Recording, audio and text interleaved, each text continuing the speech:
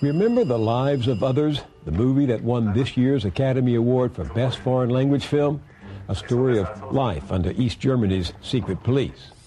The critic Roger Ebert said, "The movie is relevant today as our government ignores habeas corpus, practices secret torture, and asks for the right to wiretap and eavesdrop on its citizens. Such tactics," he said, "did not save East Germany. They destroyed it by making it a country its most loyal citizens could no longer believe in." Staatssicherheit, öffnen Sie die Tür. You want to say it couldn't happen here, but we've been close before. During the Cold War with the Soviet Union and then the hot war in Vietnam, a secret government mushroomed in this country. The attitude in the White House seemed to be, if in the wake of Vietnam I can no longer send in the Marines, then I will send in the CIA. 32 years ago, at the end of the Vietnam War, Congress turned over the rock and found all kinds of things squirming under it.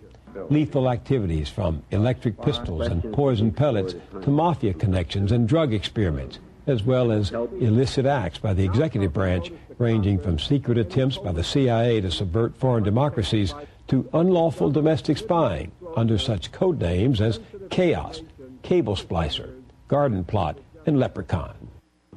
The Select Senate Committee, headed by Frank Church, found no mailbox, no college campus, no telephone had been safe. Chester's means telephone surveillance.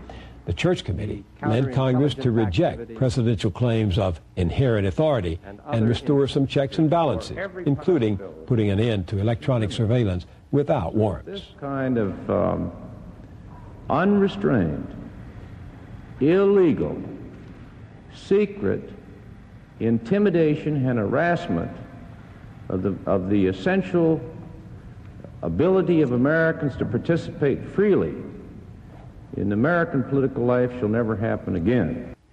But advocates of presidential prerogatives chafed at the restrictions and began then to try to reverse them.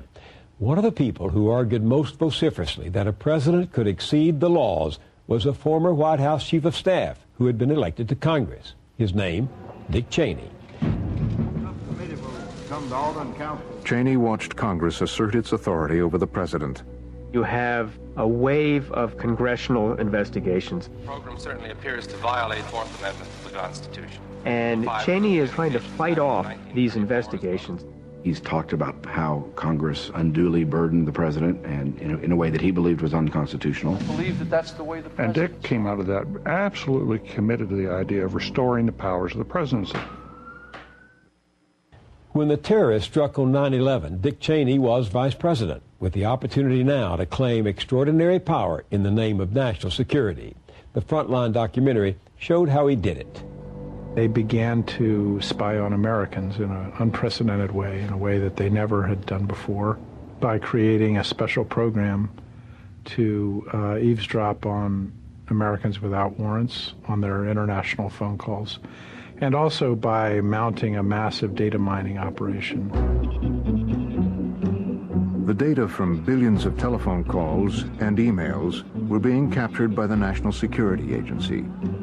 But in the 1970s, Congress had prohibited such activities without the approval of a special court. The